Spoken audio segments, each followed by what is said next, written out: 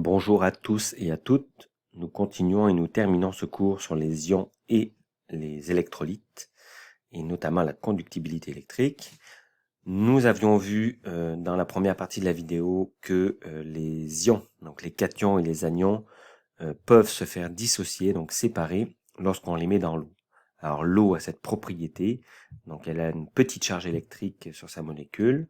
Vous n'avez pas besoin d'en connaître plus, mais si vous voyez la façon dont les molécules d'eau sont placées, c'est cette petite charge électrique qui existe sur ces molécules d'eau qui leur permet à ces molécules d'eau de séparer les ions, donc les cations et les anions qu'on retrouve dans les sels. Donc si on met du sel NaCl dans l'eau, eh bien l'eau va séparer les cations et les anions. Alors on appelle ce phénomène la dissociation ionique. Donc les molécules NaCl se font découper, dissocier, donc on retire l'association si vous voulez, et ça fait que les ions réapparaissent en solution. Alors voilà comment on l'écrit. Donc NaCl, c'était la molécule de sel solide, eh bien se retrouve, donc on voit la flèche ici, séparée à nouveau sous l'effet de l'eau. Alors comment on indique que c'est sous l'effet de l'eau? C'est la parenthèse que vous voyez ici, AQ, ça veut dire aqueux. Donc ça veut dire grâce à la molécule d'eau, eh bien le Na+ est réapparu, donc seul, isolé, Na+.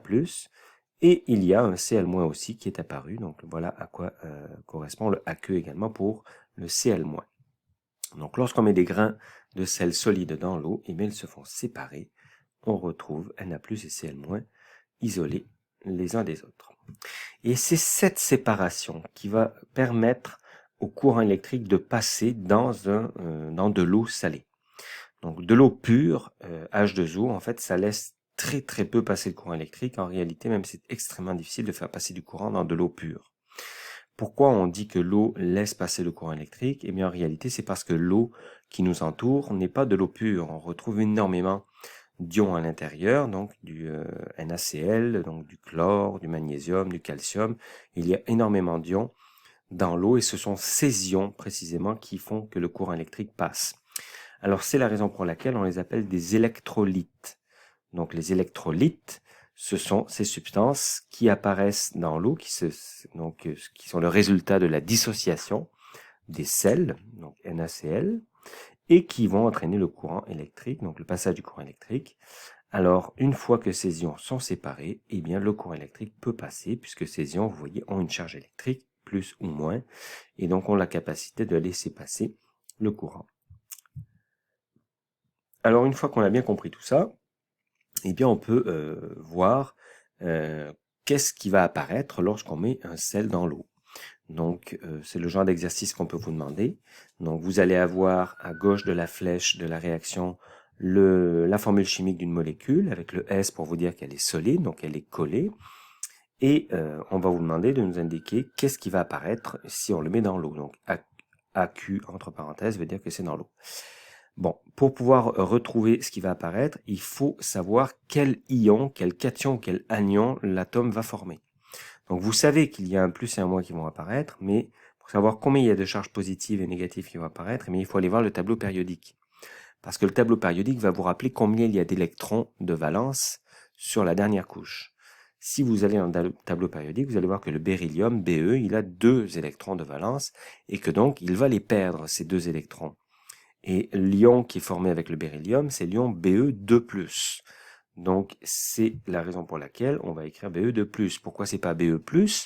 Parce que dans le tableau périodique, il n'est pas dans la famille des alcalins, mais dans la famille des alcalinotéreux.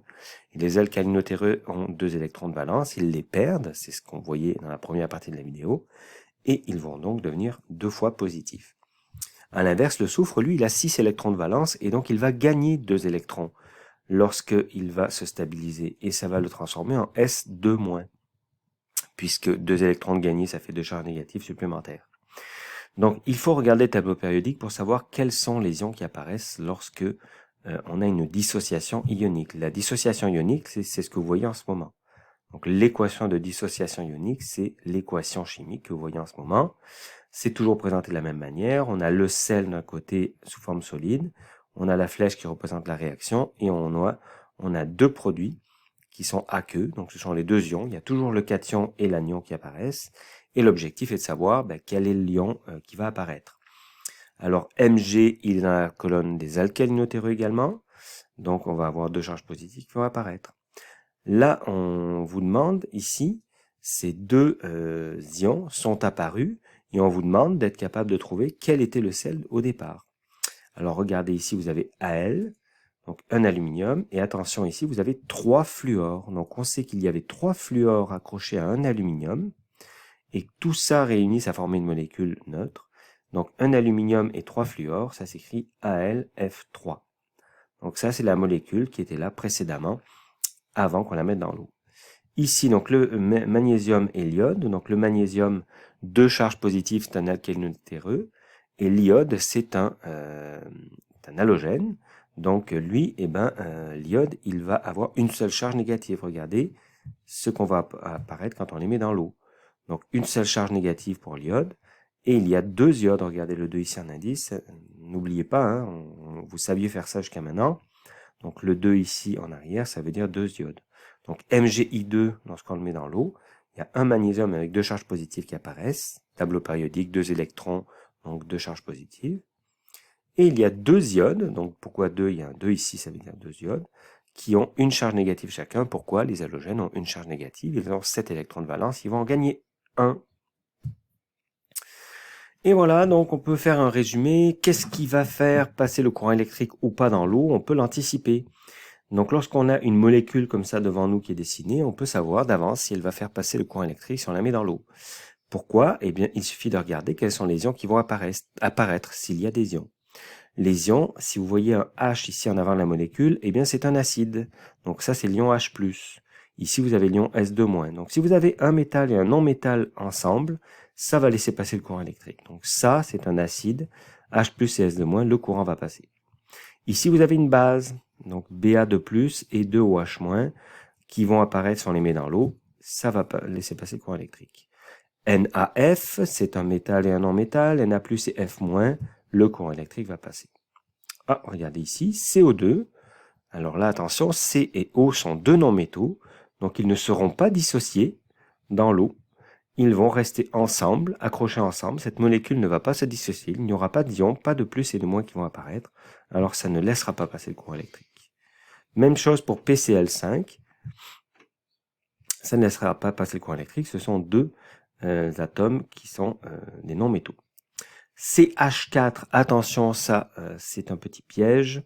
Donc le H n'est pas mis en avant, donc on considère qu'il n'est pas sous sa forme acide. Alors à ce moment-là, le courant électrique ne passera pas. Donc là c'est le piège, H laisse passer le courant électrique si on le met en avant, donc pour nous indiquer que c'est l'ion H+ qui va apparaître. S'il reste en arrière, ça ne laisse pas passer le courant électrique. CaO, attention, métal, non métal, oui, le courant va passer. Et H2O, c'est un piège. H2O, ne commencez pas à l'analyser, on l'a déjà dit, ça ne laisse pas passer le courant électrique. Voilà pour la deuxième partie de cette vidéo sur les ions et la conductibilité électrique.